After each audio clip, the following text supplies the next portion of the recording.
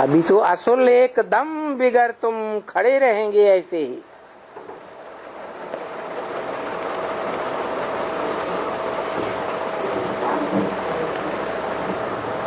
सिर्फ याद करेंगे।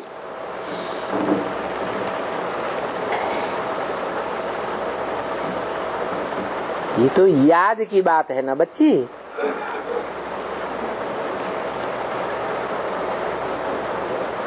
शिव बाबा को याद करते हो, मन मना भव।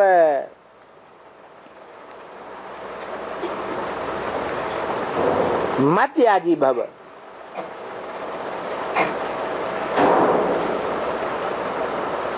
अर्थात शिव बाबा कहते हैं मन मना भव, मेरे मन में समा जा। अरे तेरे मन में क्या है? क्या है जो कहते हैं मेरे मन में समा जा? है? हाँ, उसके मन में है एक ज्योति बिंदु।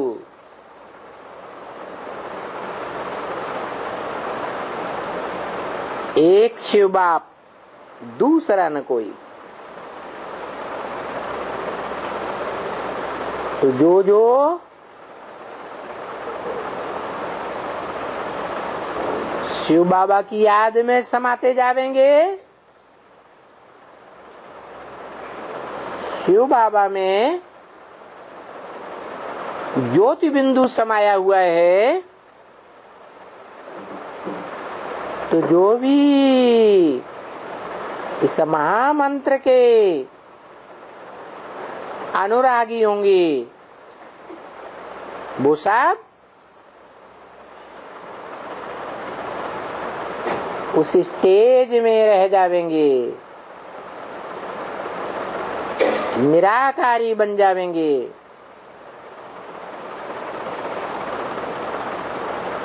निराकार आत्मा, देह अलग और आत्मा अलग। देह से मोह रह जाएगा, है? देह की इंद्रियों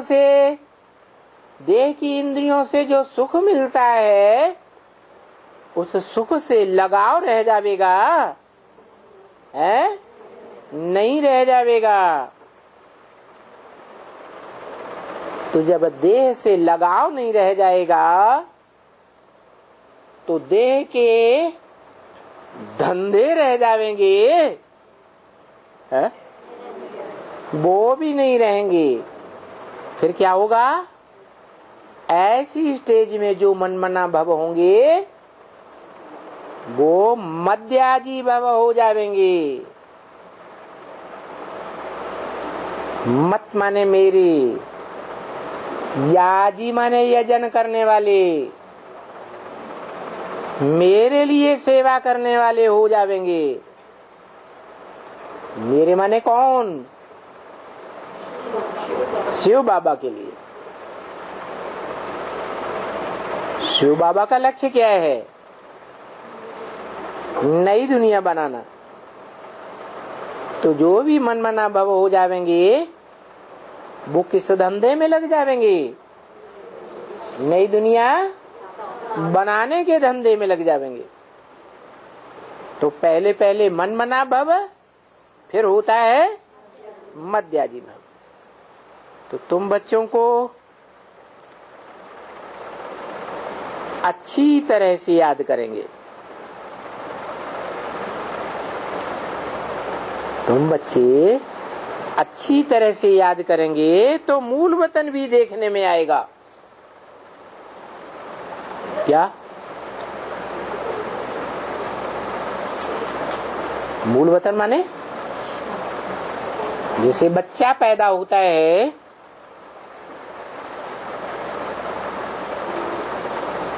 तो कहाँ से पैदा होता है? माता से पैदा होता है।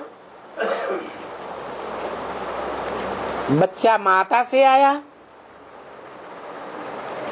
तो माता का जो गर्भ है वो बच्चे का गर्भ हो गया।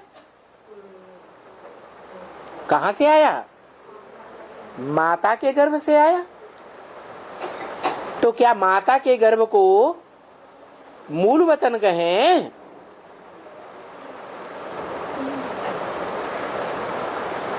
क्योंकि पूछा जाएगा माता के गर्भ में कहां से आया? बाप से आया।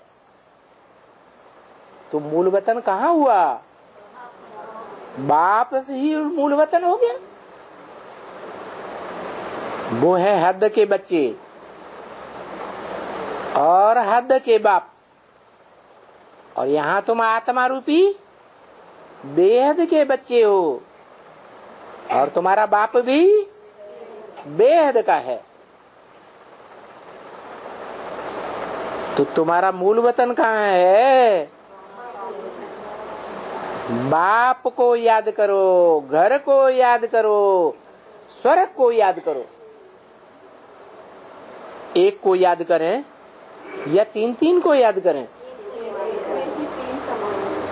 तो साबित होता है कि एक बाप में ही शांति धाम समाया हुआ है, जो आत्माओं का घर है।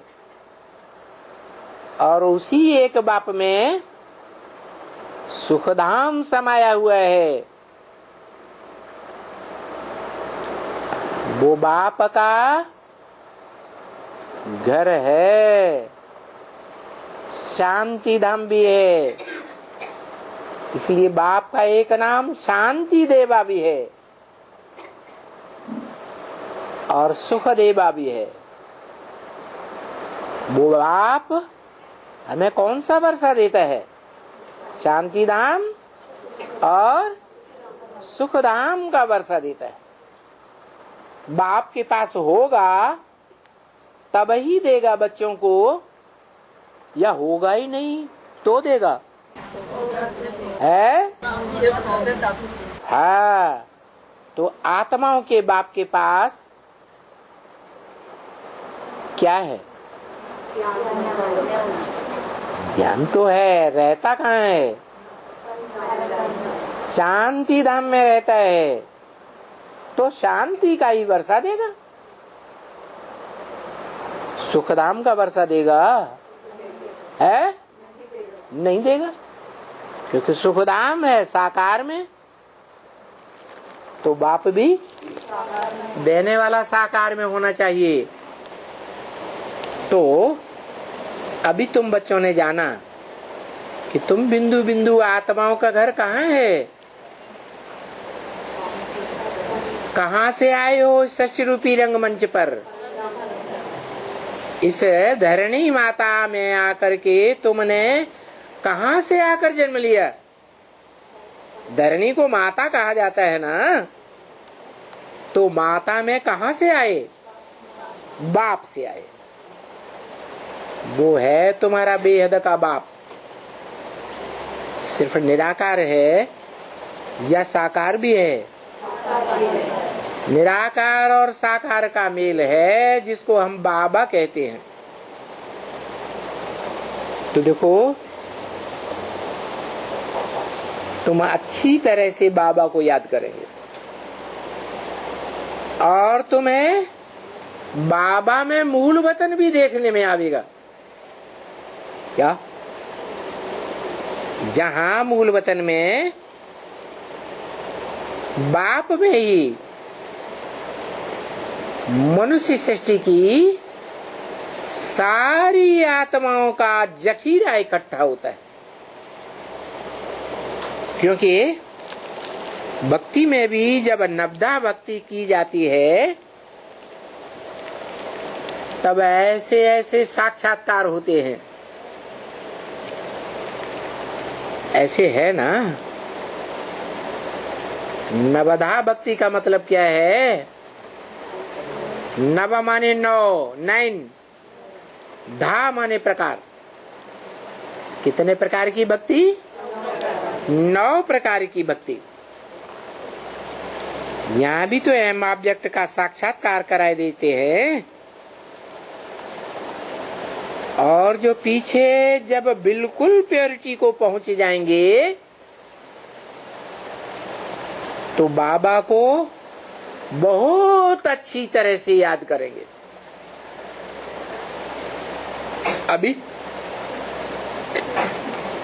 अभी अच्छी तरह से याद करते हैं कि थोड़ा करते हैं और फिर माया घसीट ले जाती है। बाबा को याद करेंगे, स्वर्ग को याद करेंगे तो घड़ी घड़ी स्वर्ग देखते रहेंगे।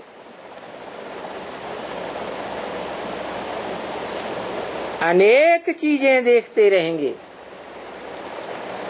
जैसे तुलसीदास ने कहा, भूतल देखें भूरिवन भूतल भूरि निधान। जब आत्मा संपूर्ण स्टेज को प्राप्त होगी, निराकारी स्टेज को प्राप्त होगी, तो इस संसार में अनेक प्रकार के जो भी पहाड़ हैं, नदियां हैं, जंगल हैं, और इस संसार में जो अनेक प्रकार के खजाने भरे हुए हैं, सोने चांदी जवाहरात के खजाने, वो सब तुम देखते रहेंगे। अनेक चीजें देखते रहेंगे, बहुत बहुत कुछ देखेंगे। पर वो सब कौन देखेंगे?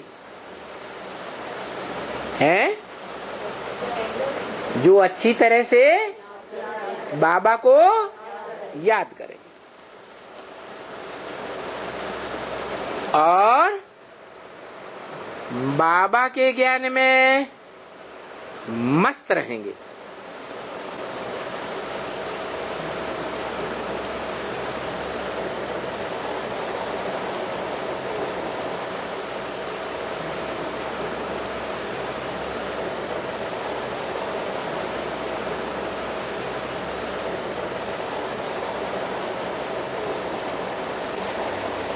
काय में मस्त रहेंगे?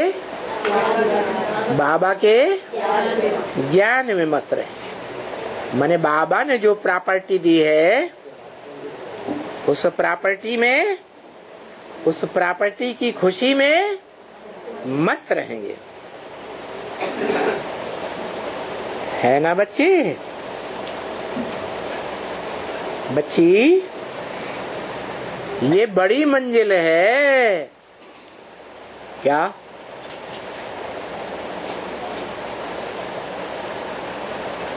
जिस मंजिल में तुम पहुंचेंगे तो बहुत मस्त रहेंगे, बहुत कुछ देखते रहेंगे। ये अपन को आत्मा समझना और बाप को याद करना। कौन से बाप को? है? हाँ, शिव बाबा। शिव नाम है ज्योति बिंदु का और बाबा नाम है साकार और निराकार के मेल का। तो बाप को याद करना, अपन को आत्मा समझना और निरंतर इसी याद में रहना। ये कोई मासी का घर नहीं है बच्ची। क्या है कि निरंतर याद करना? समझा ना? इस स्थिति में, इस स्टेज में पहुंचने में बहुत मेहनत है। हाँ, मासी का घर भी है, क्योंकि बिगर कौड़ी खर्चा तुम ऐसी मासी के घर में पहुंच सकते हो। बिगर बात विश्व का मालिक बनना यानी कोई बस की बात ही नहीं। यानी किसी को 84 के जन्मों की सीढ़ी सुनाई तो सुनाने मात्र से क्या वो पहुंच जाएगा? है? नहीं पहुंचेगा, नहीं पहुंचेगा, नहीं पहुंचेगा।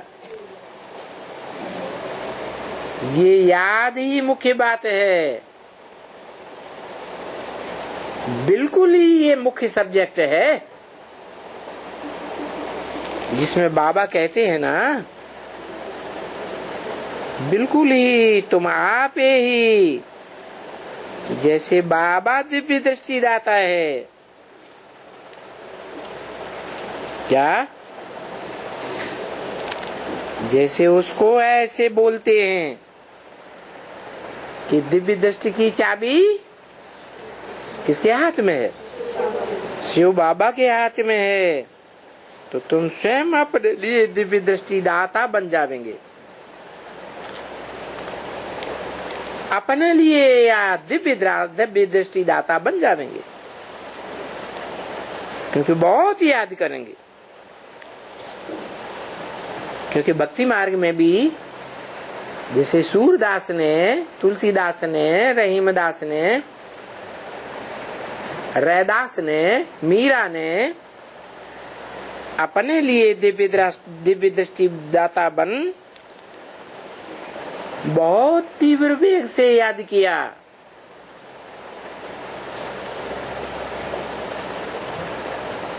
इतना तीव्र वेग से याद करते हैं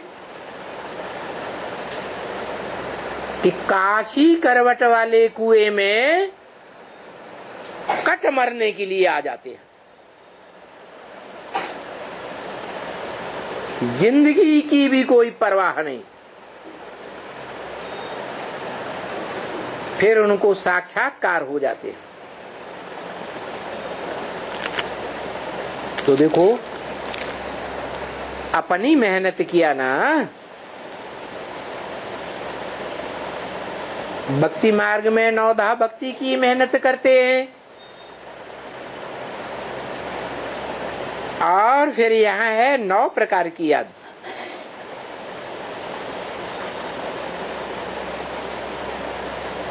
तो ऊंचे ते ऊंची याद तुमको प्राप्त होती है।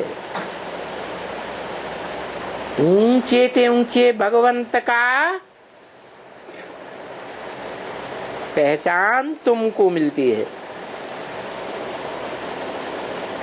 तो ये भी तो अपनी मेहनत से मिलती है ना।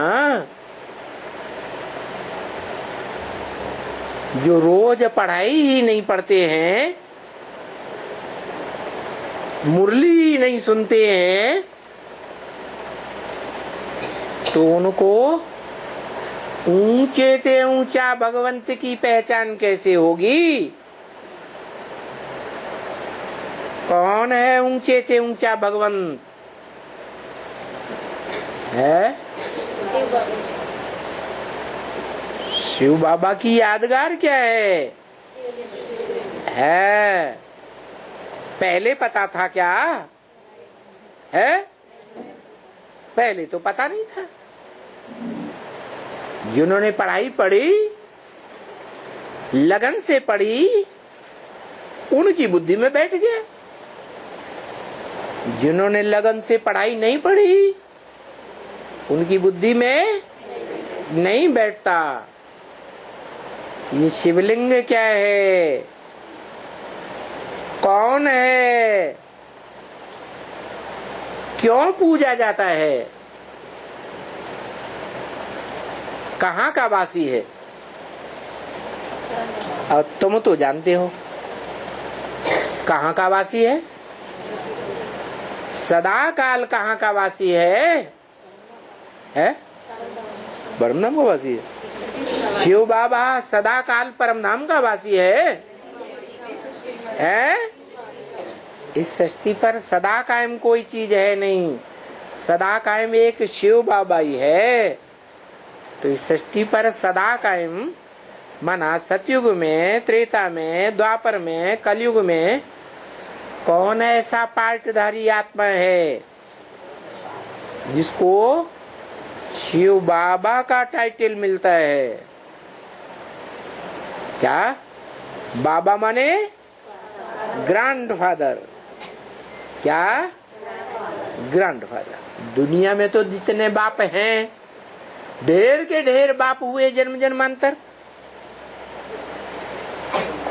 और जितने भी मनुष्य मात्र हैं वो कोई न कोई धर्म पिता को अपना बाप मानते हैं।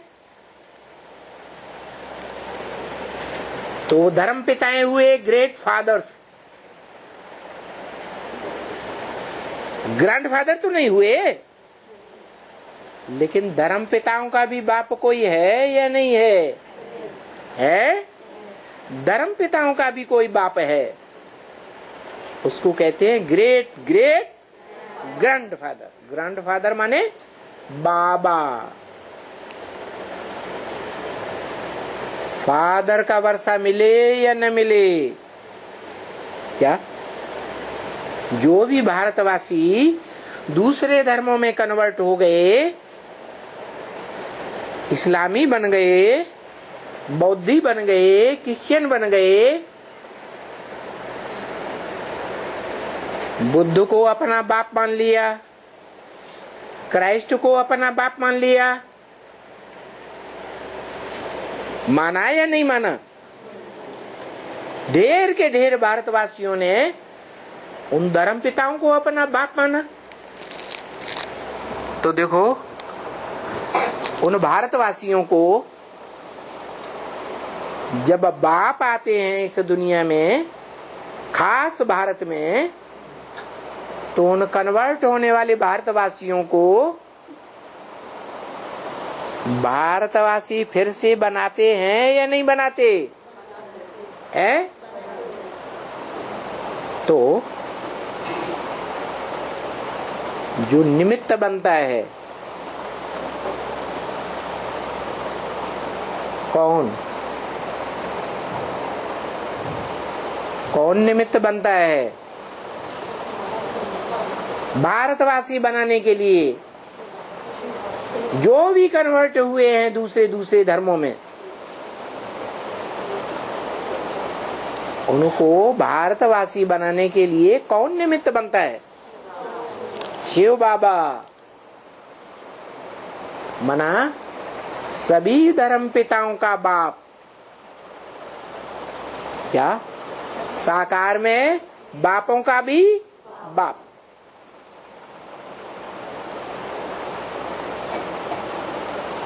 जिसका साकार में कोई बाप नहीं होता, वो है ग्रैंडफादर। ग्रैंडफादर साकार होगा या निराकार होगा? निराकार बिंदु बिंदु आत्माओं का बाप निराकार। उसका संबंध निराकार बिंदु बिंदु आत्माओं के साथ सिर्फ बाप का संबंध है या ग्रैंडफादर का भी संबंध है? बाप का संबंध। तो फिर ग्रैंडफादर का संबंध किससे है? क्योंकि बाप से वर्षा मिले या न मिले, लेकिन ग्रैंडफादर का वर्षा जरूर मिलता है, और सारी दुनिया को मिलता है। इस दुनिया में कोई मनुष्य मात्र ऐसा नहीं है जिसको ग्रैंडफादर का वर्षा न मिले।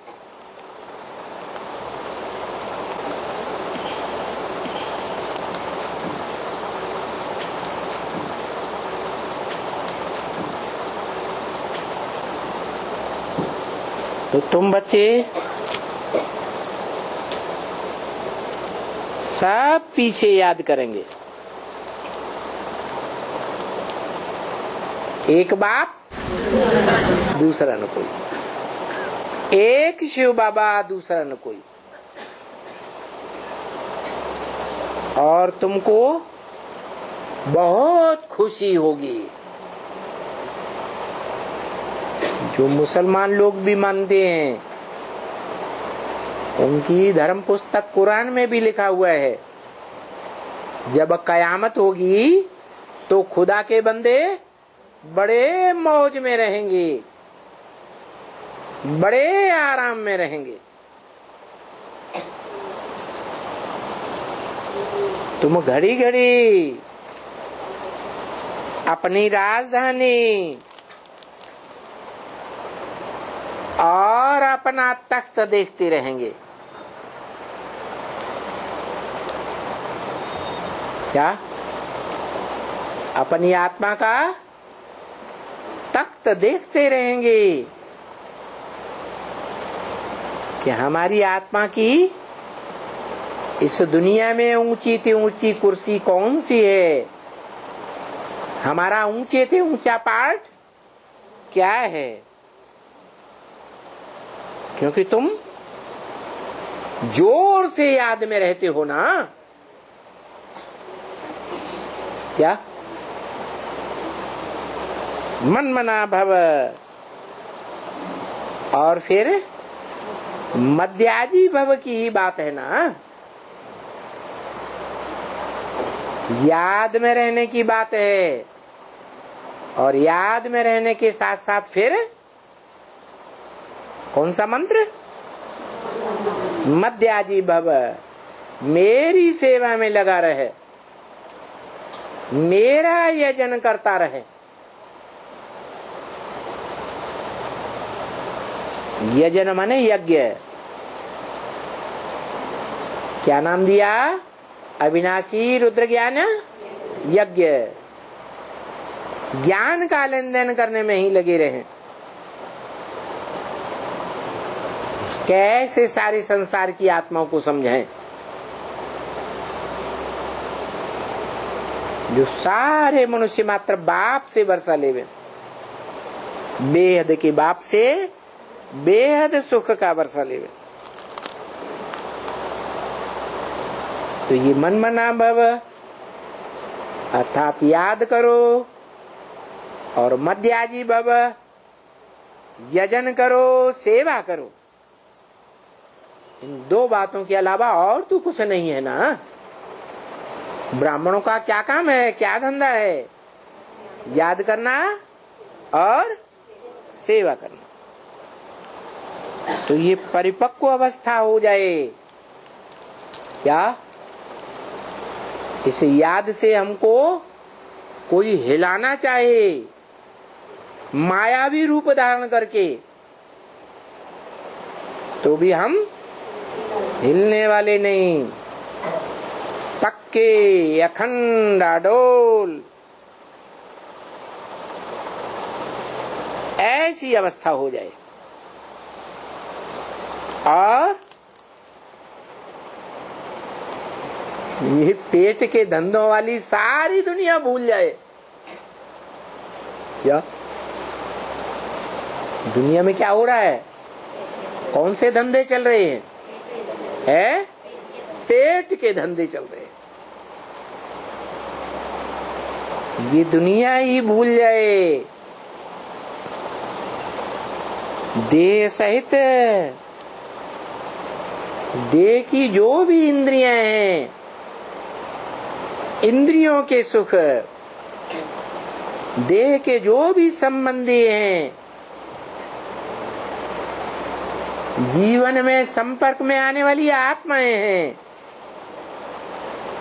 वो सब भूल जाएं। तो पीछे बताओ बाकी क्या बचेगा? है क्या बचेगा? एक शिव बाबा, दूसरा न कोई। तो वो भी ऐसे ही हुआ। जैसे वो भक्ति मार्ग में जब गहरी भक्ति भावना में जाते हैं तो क्या करते हैं? काशी करवट खा लेते, अपने को कटा डालते हैं। काशी में जो कुआं था, जिसमें नीचे गहराई में खांडा लगा हुआ था, और ऊपर एंगल होता था, उस एंगल से नीचे गिरे और कट गए। तुम योग बल से अपना शरीर छोड़ते हो क्या? शरीर को कटा मारने की बात नहीं है,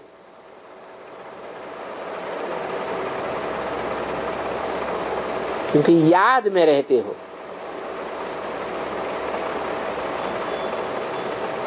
30-3-67 की वाणी का 7वां पेज।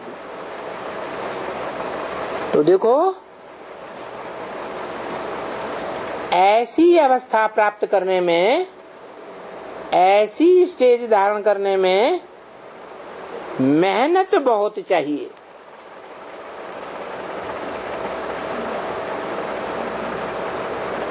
तुमको भक्ति में भी तो बहुत मेहनत होती है ना, है? भक्ति में ज्यादा मेहनत होती है या यहाँ ज्ञान मार्ग में ज्यादा मेहनत होती है? भक्ति मार्ग में। क्यों? भक्ति मार्ग में ज्यादा क्यों है? यहाँ नहीं भटकना पड़ता है? बीके से भटक के यहाँ नहीं आए है? नहीं आए। और यहाँ भी निश्चय पत्र लिख करके देते हैं। फिर माया कोई न कोई मनुष्य का रूप धारण करके आती है। स्त्री का, पुरुष का, बुढ़े का, बुढ़ी का, बच्ची का, माता का कुछ बातें सुनाती है। और बाबा कहते हैं भारतवासियों ने सुनी सुनाई बातों पर दुर्गति पाई। तो ऐसे दुर्गति को नहीं पाए रहे हैं, है? दुर्गति को पाए रहे हैं या नहीं पाए रहे हैं? अनिश्चय बुद्धि बन रहे हैं, अनिश्चय बुद्धि की मौत मर रहे हैं या नहीं मर रहे हैं? हैं? मर रहे हैं। तो यहाँ मेहनत नहीं है, है? अरे यहाँ भी मेहनत है या नहीं है? हैं? नहीं। भक्ति मार्ग में 63 जन्म मेहनत है और यहाँ तो एक जन्म भी पूरा मेहनत नहीं करते हो क्या? यहाँ भी जब तक बेसिक में चले तो बाप की पहचान हुई है। तो भक्ति में चल रहे थे या ज्ञान मिला बाप से? भक्ति में चल रहे थे। और एडवांस में भी लंबे समय तक पक्का निश्चय कोई को नहीं हो पाता। अगर पक्का निश्चय हो जाए तो फिर कोई की बातों में नहीं आवेंगे, कोई की भी बात नहीं सुनेंगे। क्या? जो भक्ति मार्ग में कहते हैं सदगुरु निंदा सुनिय न काना, होय पाप गौघात समाना।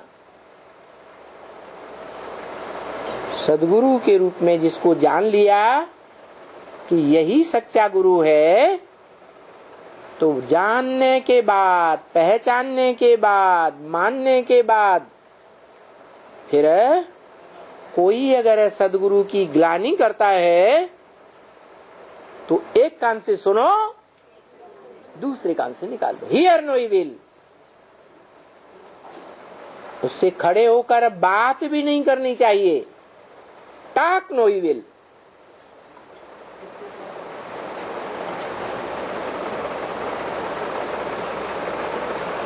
तो यहां मेहनत नहीं है, है? यहां मेहनत है ज्ञान मार्ग में, लेकिन भक्ति मार्ग के मुकाबले बहुत कम मेहनत।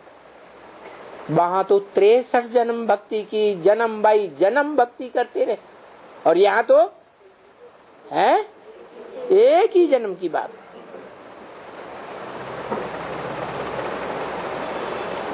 तो जब भक्ति में भी गहरी मेहनत करते हैं तो साक्षात्कार पाते। इसमें भी ज्ञान मार्ग में भी जब तीव्र मेहनत करेंगे, तीव्र पुरुषार्थी बनेंगे, तो तुम ज्ञानी बच्चे हो ना। ज्ञान बुद्धि की चीज है या दिल की चीज है? बुद्धि की चीज है। तो बुद्धि से तुमको ढेर के ढेर साक्षात्कार होते रहे।